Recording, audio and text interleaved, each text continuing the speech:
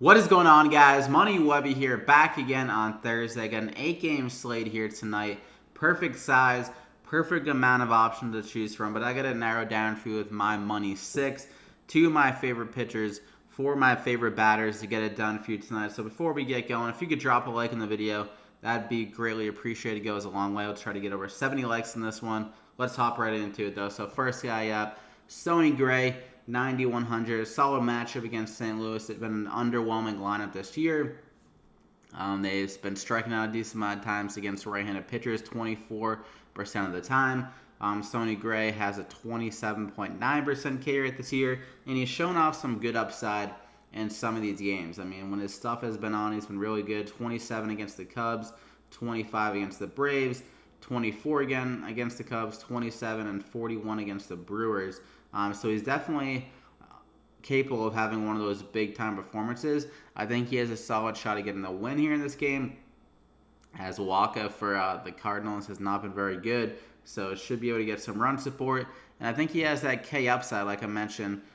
His strikeout stuff has been good. The Cardinals striking out a decent amount, and their Cardinals lineup has just been underperforming the majority of the year. So I'm going to go ahead and lock him in there as my first guy. I'm going to pair him up with Andrew Heaney. He's been a little bit up and down, but the thing is, he always shows that he does have the upside to have a big-time performance. The last few games, he's had some tougher matchups against the Red Sox, the Astros, back-to-back times. He was obviously like top two, if not the best lineup in the league. Red Sox top 2 or 3 lineup as well.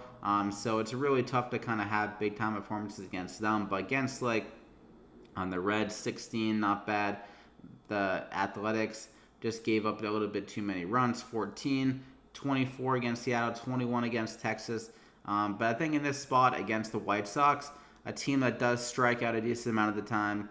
And the thing is, he's been really struggling with his command and giving up a few home runs. But the command, if you can see the walks that he's been given here, like 2, 4, 4, 3, 2. He just has a high walk rate, but this White Sox team does not walk at all. They're the second fewest walks per game team in Major League Baseball.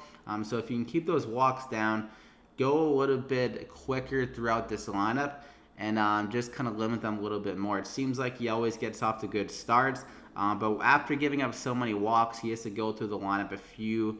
Like if you see his top of the order batters a few more frequently, like you'll see them a little bit quicker in the game, which can hurt his overall production for for the full game. If he sees that the third time through the lineup in like the 5th inning, then it hurts him a little bit. But if he gets to the 6th inning, then he can just give us a little bit more upside here. So if you keep the walks down versus team, the White Sox, they haven't been great this year, obviously.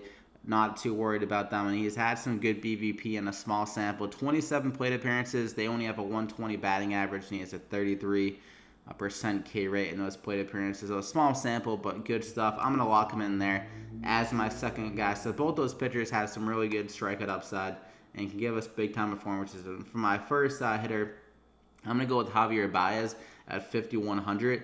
Similar situation why I went with him the other day. He does have stolen base ability. Even though he didn't get a hit in that game, he still got 9 because of that stolen base. Unluckily, he wasn't able to get a run off that. But against Drew Smyly, another bad lefty here, he has stolen base ability against him as well. Smyly has allowed 10 stolen bases in 75 innings so far this year, and he's also been giving up a good amount of home runs. So in Javier Baez, really good power against lefties, 348 ISO. And it's a park upgrade going back to Philly here tonight. So 5,100, I think he's worth the price, has a really good upside.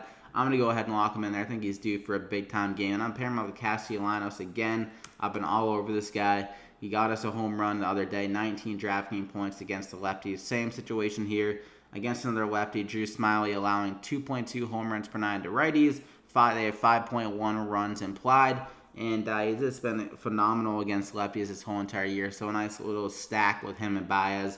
And if you want to go with maybe Chris Bryant as well, if you have the salary, you can go with him as well. So I'm going to go ahead and lock him in there as my second guy, though. I'm going to go with Aaron Judge. He's been kind of a sleeping giant this year. Hasn't really had those huge performances as we know him for. Like the last 10 games here, he hasn't even gotten over like 11 DraftKings points. But in this matchup against Pluko, it's just a really solid spot for him on paper. It's going to be a part downgrade for Pluko, and he's been allowing a good amount of home runs to right-handed batters, 2.7 on the year.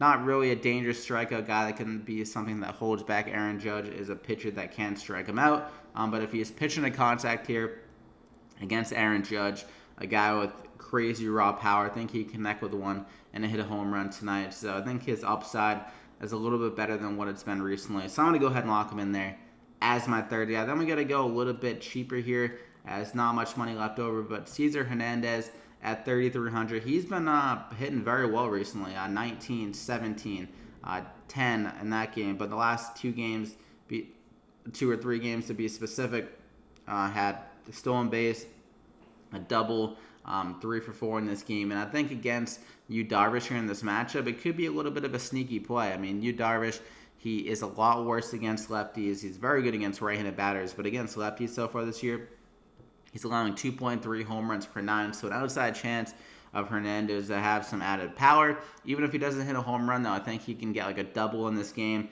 Has potential stolen base ability, and against Darvish in his career is 4 for 8 with a triple. So he has shown the power, and just the ability to get on base, I think, is enough in this matchup to give us some solid return on investment. And it's going to be a part downgrade for Darvish. I can see him struggling in Philadelphia here. It's not a really good hitter's park, so I'm going to go ahead and lock him in there. There's not many value guys, but I think at 3,300 could be a little bit underowned and give us some solid return on investment. So that is it for the plays, though. Drop a like before you head out if you enjoyed the video. 70 plus likes would be great. Thank you. Subscribe to the channel to continue to get these plays for the remainder of the MLB season. And also, we're going to be doing NFL, so you don't want to miss out on DFS picks every single week for the NFL. So good luck tonight, and we'll see you back here again tomorrow.